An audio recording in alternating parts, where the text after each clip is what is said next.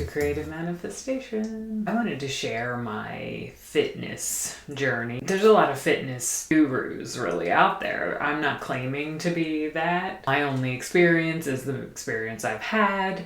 I never thought I would be kind of confronted with the issues that came up in my later years. Like, I'm 50 now, and I had a back injury and I went through menopause, early menopause, I would say. So along that path, I got confronted with situations. Well, the injury was one, gaining weight out of kind of nowhere. It felt like, although I wasn't able to work out when I was going through menopause because of my back injury, I had always been a very avid exercise person.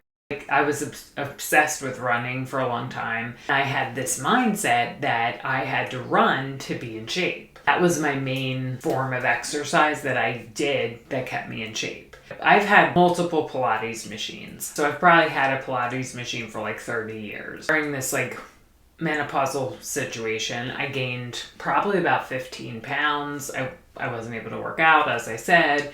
And during this time, I did a lot of research and I got a lot of information from people online. Melissa Neill is one of them. You probably know about her. She's very well known on YouTube. She was a big influence on me as far as changing my mindset around fitness at my age. As I implemented a lot of her ideas into my routine, but one of the caveats is I have had injuries. I have had a back injury, which I still have to manage through exercises. I have a lot of great days where I'm pain-free and everything, but I still have a stiff back. Sometimes I have to be careful with what I do. I can't just do all kinds of crazy moves. I also sometimes have a shoulder flare up, which is connected to my back as well. What I'm saying in this video is, if you have injuries and you can't lift heavy weights, because a lot of these people online, like, he does talk about lifting weights, and it's a big focus is like this weightlifting and heavy weights and really pushing your body to lift heavy. I think that's great if it works for you, but that doesn't really work for me because of my situation. So I'm sharing this for people that might be in that same boat where you want to be fit and in shape and feel good and strong, can't lift heavy weights. So I'm sharing my journey, how I lost weight. I'm down about 10 pounds right now. I kind of fluctuate a little bit. It wasn't overnight. I'll say that right now. This is not a quick fix. This is a mindset change and also a very consistent lifestyle change. What I changed was I no longer run anymore. Supposedly running burns muscle, which isn't really what we want at our age. We want to build muscle. We want to maintain as much muscle as we can because we lose muscle every year. I started walking now. I walk for an hour every day. And I'm planning on getting a weighted vest. I wanted to try that, probably around a 10-pound weighted vest. So it's not like too much, but I'll let you know how that goes if I do get one. It's supposed to help with your bone density and just overall strength. I started implementing a lot more body weight exercises. Like, I learned an ab routine from Melissa Neill's channel. It's like planks and different like body weight exercises for your core. Exercises on the floor, using my own body weight. I also have like a 5-pound kettlebell I've been using a little bit, and I have a Pilates machine, an at-home Pilates machine. As I said, I've had one of these for about 30 years. I've never had an injury using it. I've had used ones I've gotten like online.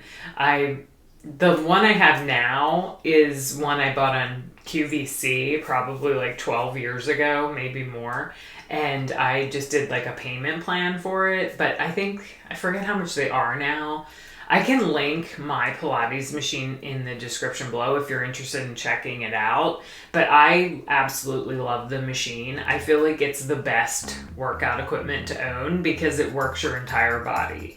You can use it for your legs, your upper body, your core. It works your core the whole time, basically. It has resistance on it, so you can up your weight resistance. I'm at the max. I wish it had a little more resistance because I could probably go further, but I just do more repetition. I think it's a great piece of equipment if you wanted to buy a piece of equipment and you didn't want to have a whole gym.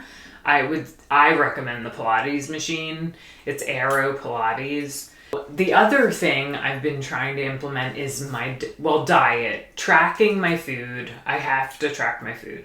I know like a lot of people don't like to do that, but it's essential, I feel like. I use the MyFitnessPal free app on my phone to track my calories. And once you have most of your foods logged in there that you eat regularly, it's very easy to track.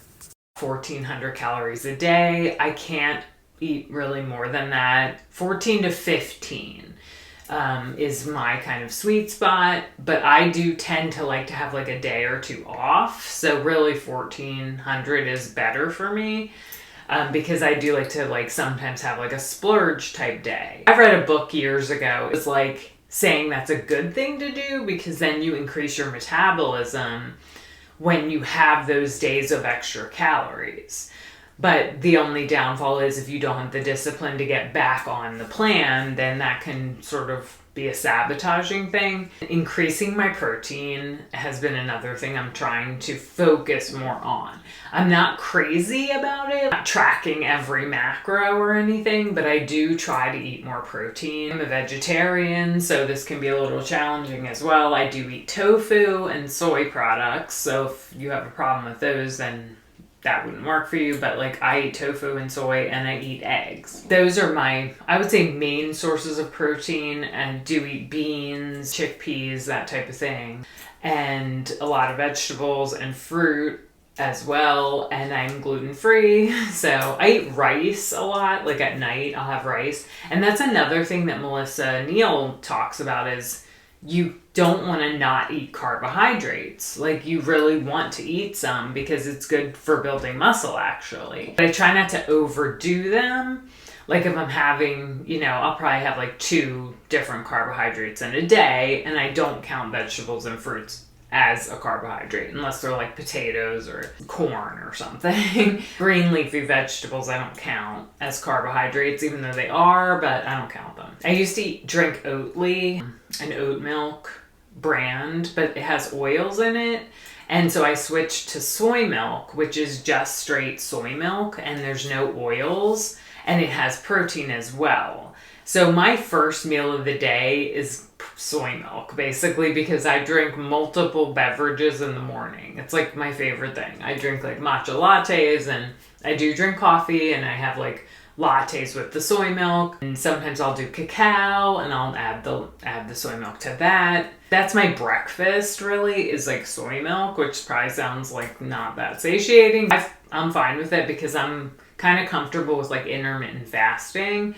So I kind of see it like that, kind of, even though it's calories. Lunch and a dinner is basically my day. I don't really snack in between. And some of my tricks for this is, first of all, I don't buy snack foods. There are certain foods I overeat, and I don't buy the foods because I know that if they're in the house, I might grab a handful of it or eat too many or whatever. And they're harder for me to kind of manage in my plan. So I don't buy crackers, I don't buy chips, I don't buy nuts. Nuts are another one that I tend to like grab handfuls of just mindlessly, and they are heavily caloric. I just tend to stay away from things that I know are kind of like going to throw me off, basically.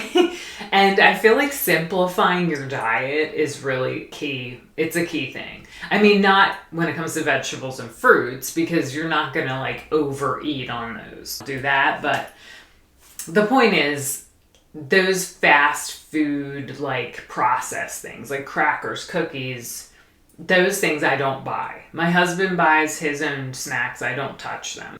And like if you want a treat, then I recommend buying like a single serving of something. Like if you want like chocolate or something, get like 1 chocolate bar and that's it. That's one of my tips. And also I started taking berberine probably around the beginning of my weight loss journey, and you're supposed to take it with every meal. So I have the 500 milligram berberine. It's the Now brand, and I could leave a link of it in the description below. Supposed to help with blood sugar levels. They call it nature's Ozempic, but I haven't had any side effects from it. I think it's helped me a lot with my weight my weight loss and my appetite. I feel like it's really helped with my appetite. So it helped me with my cravings and things. But it's something you have to be consistent with and take with every meal. So those are just some of the things I wanted to share about my weight loss and menopause journey, and some of the things that I do to maintain my fitness and weight, and to have lost the weight that I gained in menopause. Hopefully it helps somebody out there, and I will see you in the next video.